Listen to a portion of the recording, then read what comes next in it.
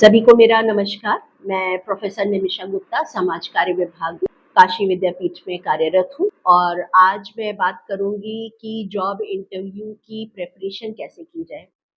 तो चूँकि social work department में मैं अध्ययन अध्यापन का कार्य करती हूँ, तो यहाँ के जो स्टूडेंट्स हैं, वो ज़्यादातर गवर्नमेंट ऑर्गेनाइज़ेशंस या नॉन गवर्नमेंट ऑर्गेनाइज़ेशंस या जो है वॉलंटरी ऑर्गेनाइज़ेशंस में काम करते हैं।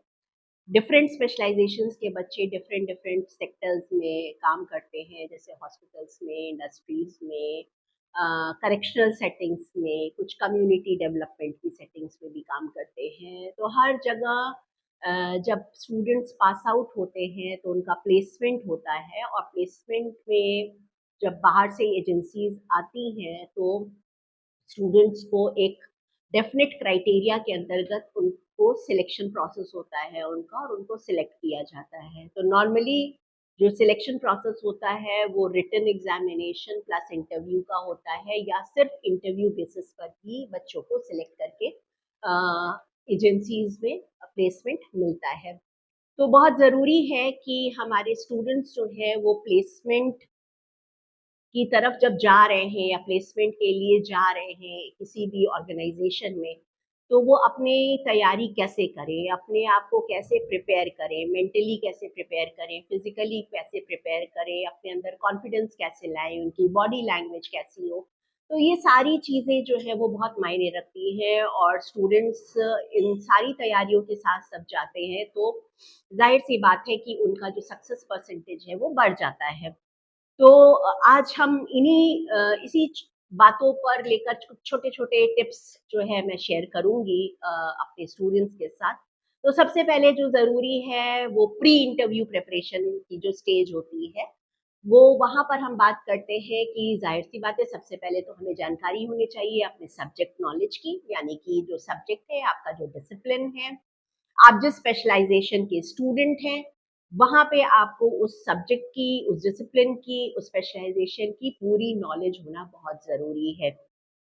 खासकर अपडेटेड नॉलेज यानी कि जो रीसेंट ट्रेंड्स हुए हैं, जो रीसेंट अमेंडमेंट्स हुए हैं कॉन्स्टिट्यूशन में या रीसेंट कोई घटनाएँ हुई हैं नेशनल और इंटरनेशनल लेवल पर, उनके क्या रिपरकशंस हैं, ये सारी चीज़ें जो हैं, वो स्टूडेंट्स को जो है वो उनके दिमाग में होनी चाहिए या उनको वो पता होनी चाहिए। उससे क्या होगा कि वो अपने अंदर से एक कॉन्फिडेंस महसूस करेंगे कि हाँ, मैं अपने डिसिप्लिन में या अपने स्पेशलाइज़ेशन से मुझसे कुछ भी पूछा जाता है, तो मैं आराम से बता दूँगा। तो वो एक आपको एक अलग-सा कॉन्फिडेंस देता है। तो एकेडमिकली आपको स्ट्रॉन्ग होना बहुत ज़रूरी है और इसके लिए पढ़ाई बहुत ज़रूरी है। अपडेटेड रहना बहुत ज़रूरी है रिसेंट ट्रेंड से। तो ये प्री इंटरव्यू प्रिपरेशन का सबसे पहला जो है रिक्वायरमेंट है कि हमें अपना कोर्स कंटेंट बहुत अच्छे से पता होना चाहिए, हम अपनी डिसिप्लिन के बारे में बहुत क्लियर होना चाहिए। अ, हमें अपने स्पेशलाइज़ेशन के बारे में जो अद्यतन जानकारी है, उसके बारे में पूरी तरीके से जानकारी होनी चाहिए। दूसरी चीज़ जो प्री इंटरव्यू प्रिपरेशन में आती है, वो ये है कि हम जिस एजेंसी में जा रहे हैं या जो एजेंसी हमारे यहाँ प्लेसमेंट के लिए आई है, यानी कि हम वहाँ पे इंटरव्यू के लिए अपीयर होने जा रहे हैं, हम उस ऑर्गेनाइज़ेशन के बारे में पता करके जाएँ। ये भी प्री इंटरव्यू प्रिपरेशन की तैयारी का हिस्सा है। यानी कि अगर कोई इंटरनेशनल ऑर्गेनाइज़ेशन या कोई नेशनल ऑर्गेनाइज़ेशन आ रही है, तो वो नेशनल ऑर्गेनाइज़ेशन कब एस्टैब्लिश हुई, उसके कौन-कौन से ब्रांचेज़ हैं, वो कितनी जगह पर काम कर रही है, उसका स्कोप ऑफ वर्क क्या है, उसका एरिया ऑफ वर्क क्या है, कितने बेनिफिशियरीज़ को टारगेट कर रही है, कौन-कौन से प्रोग्राम्स चला रही है, उसकी फंडिंग्स कहाँ से होती हैं, है ना? तो ये सारी चीज़ें जो हैं नॉर्मली स्टूडेंट्स को उस पर्टिकुलर ऑर्गेनाइज़ेशन की वेबसाइट पे जाकर मिल जाती हैं और ये ज़रूरी है कि अगर स्टूडेंट किसी इंटरव्यू को फेस करने जा रहा है किसी पर्टिकुलर ऑर्गेनाइजेशन के या एजेंसी के, तो उसकी वेबसाइट को वो ज़रूर विज़िट करे और वहाँ पे देखे कि वो ऑर्गेनाइजेशन क्या कर रही है, किन एरिया में काम कर रही है, कौन से प्रोजेक्ट्स चल रहे हैं। अम, कौन से प्रोग्राम्स चल रहे हैं, फंडिंग्स कहाँ से आ रही है, जिससे कि वो मेंटली प्रिपेयर हो सके कि उससे किस तरीके के सवाल पूछे जाएँगे या किस तरीके के क्वेश्चंस पूछे जाएँगे और उसको कैसे उसका आंसर देना है अपनी डिसिप्लिन, अपने स्पेशलाइज़ेशन से कोरिलेट करते हुए। तीसरी चीज़, जब आपके पास इंटरव्यू लेटर आता है या इंटरव्यू का मेल आता है, तो जो डॉक्यूमेंट्स आपसे उस मेल में माँगे गए हैं, तो एक प्रॉपर पोर्टफोलियो आपका तैयार होना चाहिए, जिसमें कि आपका रिज़्यूमे जो है वो अपडेटेड रिज़्यूमे होना चाहिए, आपके सारे सर्टिफ़िकेट्स होने चाहिए, डिग्रीज़ होनी चाहिए, जो एक्सपीरियंस सर्टिफ़िकेट्स हैं वो सभी होने चाहिए, and they should be properly presented in a portfolio. एक पोर्टफोलियोज़ बहुत सारे मार्केट में अवेलेबल हैं, एक पोर्टफोलियो लेके और स्टूडेंट्स को उनको एक कायदे से उसको सजा के सिस्टमैटिक वे में लेके जाना चाहिए। उसमें आपका एक पासपोर्ट साइज़ का फ़ोटोग्राफ्स भी आप उसमें रख सकते हैं, और साथ ही जो है कोशिश करनी चाहिए कि इन डॉक्यूमेंट्स की कुछ फ़ोटोकॉपीज़ भी हम साथ में रख लें, ज़ेरॉक्स कॉपीज़ भी, कि अगर माँगी जाए तो इन हैंड हमारे पास हो और वहाँ पे रश ना करना पड़े स्टूडेंट को कि हमको बाहर जाना है, हमको फ़ोटोकॉपी कराना है। तो ये सारी जो बेसिक रिक्वायरमेंट्स हैं, जो एक स्टूडेंट के पास होनी चाहिए अगर वो प्लेसमेंट के लिए जा रहा है, इंटरव्यू के लिए जा रहा है। उसके साथ ही जो बहुत ज़रूरी चीज़ है, जो एक स्टूडेंट में कॉन्फिडेंस लाती है, वो है स्टूडेंट का ड्रेसिंग सेंस। बहुत इम्पोर्टेंट है, ड्रेसिंग आपको बहुत कॉन्फिडेंस देती है कि आप किस तरीके से अपने आप को ड्रेस कर रहे हैं। अगर इंटरव्यू के लिए हम जाते हैं, तो वहाँ पर एक बेसिक रिक्वायरमेंट होती है फॉर्मल ड्रेसिंग। तो मेल्स हैं, तो उनके लिए formal shirt and pant. Formal shirt and pant का मतलब ज़्यादातर होता है कि लाइट कलर्ड की शर्ट्स या उसके साथ मैचिंग ट्राउजर्स, जीन्स नहीं पहननी होती है, and formal shoes, black shoes या brown shoes, leather leather shoes. और लड़कियों के लिए अच्छा होता है कि साड़ी में ड्रेस्ड अप हो, या फिर सूट में अगर होता है तो सूट में ड्रेसअप हुआ, या फिर अगर कोई ऐसी बाध्यता नहीं है, अगर कैंपस में आ रहे हैं प्लेसमेंट के लिए, तो अगर वो यूनिफॉर्म है उस पर्टिकुलर स्कूल की या उस पर्टिकुलर यूनिवर्सिटी की या डिपार्टमेंट की, तो उस यूनिफॉर्म में भी स्टूडेंट्स जो है वो इंटरव्यू दे सकते हैं। लेकिन हमें याद रखना है यहाँ पे जो डोंट्स हैं, कि हमें चप्पल पहन के नहीं जाना है, हमें सैंडल्स पहन के नहीं जाना है, हमें जीन्स और टी शर्ट्स में नहीं जाना है, हमें इस तरीके की कोई भी इनफॉर्मल या कैजुअल ड्रेसिंग्स में नहीं जाना है, जो वहाँ पर भद्दा लगे या जो जहाँ पर इंटरव्यू के लिए एक्सेप्टेबल ना हो। तो ये एक कैंडिडेट को, एक स्टूडेंट को बहुत कॉन्फिडेंस देता है। दूसरी चीज़ जो ध्यान में रखने वाली होती है कि जब स्टूडेंट कमरे में एंटर करता है, तो उसकी एंट्री कैसे होती है। तो एंट्री, आपका जो बॉडी लैंग्वेज है वो बहुत ही अच्छा होना चाहिए, झुका हुआ नहीं होना चाहिए आपको। बालों की सेटिंग, बहुत छोटे बाल, शॉर्ट हेयर्स, वो भी बहुत मायने रखते हैं। लंबे लंबे बाल, इस तरीके की चीज़ें जो है वो इंटरव्यू में एक अच्छा इंप्रेशन नहीं डालती हैं। तो जब हम एंट्री करते हैं, तो हम कैसे एंट्री करते हैं? अगर डोर बंद है तो हम नॉक करके एंट्री करेंगे, प्लीज़ मे आई कम इन, है ना? हम उनसे परमिशन लेते हैं और फिर परमिशन लेकर ही हम एंट्री करते हैं।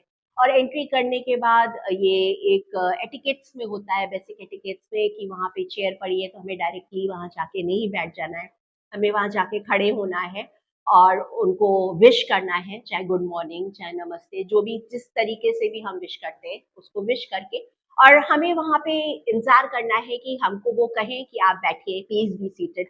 जब वो ये ऐसा कहते हैं तभी हमें बैठना है, अदरवाइज़ तब तक हमें उनके परमिशन के लिए वेट करना है। तो ये बेसिक कर्टसी होती है। और ये आपका एक पहला इंप्रेशन डालती है कि अगर एक स्टूडेंट प्रॉपर्ली ड्रेस्ड अप है, वो कॉन्फिडेंटली अंदर आ रहा है और वो अपने बेसिक एटिकेट्स दिखा रहा है, तो एक अच्छा इंप्रेशन पड़ता है और फर्स्ट इंप्रेशन होता है पैनल के सामने। तो वहाँ से उसके सिलेक्शन के चांसेस बढ़ जाते हैं। ऑफ कोर्स मेजर सिलेक्शन जो है वो उसके बोलने पे डिपेंड करेगा कि वो क्या बोल रहा है, उसकी सब्जेक्ट नॉलेज कितनी है, उसका एक्सपीरियंस कितना है, लेकिन ये सारी चीज़ें जो है वो बहुत मायने रखती हैं। फिर जब इंटरव्यू शुरू होता है, तो बेसिक रिक्वायरमेंट होती है, या जो सबसे इम्पोर्टेंट स्टेप मैं कहूँगी, कि आपको अपने आप को इंट्रोड्यूस करने को बोला जाता है। तो आप अपने आप को इंट्रोड्यूस कैसे करते हो, ये बहुत इम्पोर्टेंट है। तो इसकी तैयारी हर स्टूडेंट के पास होनी चाहिए कि हम अपने आप को इंट्रोड्यूस कैसे करेंगे। इसके लिए स्टूडेंट जो है वो पहले से प्रिपरेशन कर सकता है, दूसरों के सामने बोल सकता है, शीशे के सामने खड़े होके अपने आप को इंट्रोड्यूस कर सकता है। लेकिन जो बेसिक चीज़ें हैं कि हमको अपने इंट्रोडक्शन में सिर्फ अपना नाम नहीं बताना है या हम कहाँ से हैं ये नहीं बताना है, क्योंकि ये चीज़ें तो आपके रिज्यूमे में उनके पास ऑलरेडी पैनल ऑफ एक्सपर्ट्स के सामने है। उनको मेजर चीज़ चाहिए कि आपकी पर्सनैलिटी में आपके प्लस पॉइंट्स क्या हैं, आपके स्ट्रेंथ्स क्या हैं, या आप अपने आप को कैसे प्रेज़ेंट करते हो, आपका एक्सपीरियंस क्या है। तो कुछ क्रिस्प सेंटेंसेस में, कुछ स्पेसिफिक सेंटेंसेस में आप अपने आप को कैसे प्रेजेंट करते हो, आप अपने आप को कैसे दिखाते हो कि हु यू आर। बेसिकली वो जानना चाहते हैं हु एम आई, यानी कि जो कैंडिडेट है वो अपने आप को कैसे प्रेजेंट कर रहा है। तो आपकी स्ट्रेंथ्स क्या है ये इंटरव्यू में निकल के आना चाहिए, आपके बेसिक इंट्रोडक्शन में निकल के आना चाहिए। और यहीं से स्टार्ट होता है कि आपका इंटरव्यू किस डायरेक्शन में जाएगा, क्योंकि जैसे ही आप अपनों आपको इंट्रोड्यूस करते हो, वैसे ही पैनल ऑफ एक्सपर्ट्स जो है आपके इंट्रोडक्शन में से ही जो है वो क्वेश्चंस को निकालना शुरू कर देता है और उन्हीं उसी वे की तरफ आपको वो मोड़ लेता है। तो हमेशा जब आप अपने आप को इंट्रोड्यूस करते हैं, हम अपने काम को बताते हैं, हम अपने एक्सपीरियंस को बताते हैं, हम अपनी स्ट्रेंथ्स को बताते हैं, तो वहाँ पर ये बहुत कंपल्सरी है, बहुत ज़रूरी है स्टूडेंट को ध्यान में रखना। फॉल्स इन्फॉर्मेशन देने का मतलब है कि अगर कोई फॉल्स इन्फॉर्मेशन होती है तो आपका जो पैनल ऑफ एक्सपर्ट्स है वो आपको के इंटरव्यू को उसी तरफ ले जा सकता है और फिर आप आगे जाके वहां पर फंस सकते हो, या आप वहां पे रिप्लाई नहीं दोगे तो आपका जो इंटरव्यू सिलेक्शन है वो उसके चांसेस जो है वो मिनिमम हो जाएंगे। तो यहाँ पे ये ध्यान रखना है कि हमें उन्हीं बातों को सामने लेके आना है जिनमें हमारी कमांड है, जिनमें हमारी स्ट्रेंथ है। ये याद रखिए कि अगर हम कोई फॉल्स इन्फॉर्मेशन देंगे अपने बारे में या कुछ बढ़ा चढ़ा के एग्जैजरेट करके बताएंगे तो हमारे एक्सपर्ट्स जो हैं वो इंटरव्यू को उसी दिशा में लीड करेंगे और फिर अगर क्वेश्चंस के आंसर्स हम नहीं दे पाते हैं या हम ये कहते हैं कि हमें ये बात नहीं पता है, तो उसका जो है एक खराब इम्पैक्ट जाता है और वो सिलेक्शन के चांसेस को जो है वो कम कर देगा। तो ये बातें बहुत ध्यान में रखने वाली होती हैं कि हम अपने इंटरव्यू को किस दिशा की तरफ ले जा रहे हैं। तो हमेशा अपने आप को जब इंट्रोड्यूस करिए, अपनी इंट्रोडक्टरी रिमार्क्स जब आप दीजिए, तो हमेशा ये याद रखिए कि वो आपके इंट्रोडक्टरी रिमार्क्स ही आपके इंटरव्यू की दिशा को निर्धारित करेंगे या तय करेंगे। तो उसी हिसाब से आप अपने इंट्रोडक्शन को, अपने इंट्रोडक्टरी रिमार्क्स को प्रिपेयर करके ही जाइए। तो वहाँ पर और उसके बाद आपको कुछ चीज़ें, कुछ बेसिक क्वेश्चंस हैं जो तैयार करके जाना चाहिए कि आप अपने आप को इस पोस्ट के लिए क्यों कैपेबल मानते हो। वो तो ये पूछते हैं कि हम आपको क्यों प्रेफर करें, हम बाकी कैंडिडेट्स को क्यों नहीं प्रेफर करें, आपकी स्ट्रेंथ्स क्या हैं। तो हमें अपनी स्ट्रेंथ्स के बारे में पता होना चाहिए, हमें एकदम से ये पता होना चाहिए कि अगर वो हमसे कुछ पूछ रहे हैं कि हमें क्यों हायर करें वो, तो हमारे पास इसका जवाब तुरंत होना चाहिए। कुछ बेसिक क्वेश्चंस होते हैं जो पैनल ऑफ एक्सपर्ट्स आपसे ज़रूर पूछता है, फिर वो ज़रूर पूछता है कि आप अपनी एक वीकनेस के बारे में बताइए। तो ये ज़रूरी है कि वीकनेसेस हमारी क्या है, लेकिन हमें वीकनेसेस को इस तरीके से पोर्ट्रे नहीं करना है कि हमारी वीकनेस जो है वो आपके ऑर्गेनाइजेशन के लिए जो है वो बहुत गलत इम्पैक्ट डालेंगी। तो हमें अपनी वीकनेस भी बतानी है, लेकिन हमें अपनी वीकनेस को इस तरीके से बताना है कि हम अपनी वीकनेसेस को इम्प्रूव करेंगे और या हम अपनी वीकनेसेस पर इस तरीके से काम करते हैं कि वो आपकी ऑर्गेनाइजेशन के लिए, आपकी एजेंसी के लिए एक स्ट्रेंथ के रूप में ही सामने निकल कर आएगी, या हम इसको इम्प्रूव करेंगे या हम इस पर काम करेंगे तो वो जो है आपकी ऑर्गेनाइजेशन के लिए फ्रूटफुल होगा। तो कोई ऐसी वीकनेस नहीं बतानी है किसी भी स्टूडेंट को कि वो आपके सिलेक्शन के चांसेस को खत्म कर दे या मिनिमाइज कर दे। तो इसके लिए भी हमें खुद तैयार होना है। तो 2-3 चीज़ें बहुत ज़रूरी है कि आपका रिज्यूमे अपडेटेड होना चाहिए, रिज्यूमे बहुत स्ट्रॉन्ग होना चाहिए। दूसरी चीज़, आपको आपकी स्ट्रेंथ्स आपको पता होना चाहिए, आपकी वीकनेसेस आपको पता होनी चाहिए। वीकनेसेस में ध्यान रखना है कि हम किस तरीके से अपनी वीकनेसेस को बता रहे हैं और फिर उन वीकनेसेस को खत्म करने के भी क्या हम मेजर्स ले रहे हैं उसको भी हमें बताना है। और बेसिकली उसके बाद तो फिर बहुत कुछ डिपेंड करता है कि आपकी सब्जेक्ट नॉलेज क्या है, आप किस तरीके से अपने आप को प्रेजेंट कर रहे हैं, आपकी जो लैंग्वेज पे जो कमांड है वो किस तरीके से है। तो अगर आप अच्छे से बोलते हैं, फ्लुएंटली अगर इंग्लिश में बोल रहे हैं या फ्लुएंटली अगर हिंदी में बोल रहे हैं, तो वो भी एक बहुत अच्छा इम्प्रेशन एक्सपर्ट्स पे डालता है। आपका प्रेजेंस ऑफ माइंड कितना है। और यहाँ पर एक बहुत इंपॉर्टेंट चीज़ है कि ये कोई ज़रूरी नहीं है कि हर कैंडिडेट को हर क्वेश्चन का आंसर आता ही हो। तो अगर क्वेश्चन का आंसर नहीं आता है तो वहाँ पे ब्लफ करने की ज़रूरत नहीं है, वहाँ पे बहकाने की ज़रूरत नहीं है एक्सपर्ट्स को। एक्सपर्ट्स आपकी बॉडी लैंग्वेज को बहुत आसानी से रीड कर लेते हैं। वहाँ पे कुछ साइकोलॉजिस्ट भी होते हैं और वो आसानी से समझ लेते हैं कि जो कैंडिडेट है वो झूठ बोल रहा है। तो आपको बस सिंपली ये कह देना है कि सॉरी सर या सॉरी मैम, मुझे ये चीज़ नहीं आती है या मेरी इस बारे में जानकारी कम है और मैं आगे इसको इम्प्रूव करने की कोशिश करूँगा या करूँगी और मैं इसके बारे में और ज़्यादा पढ़ूँगी।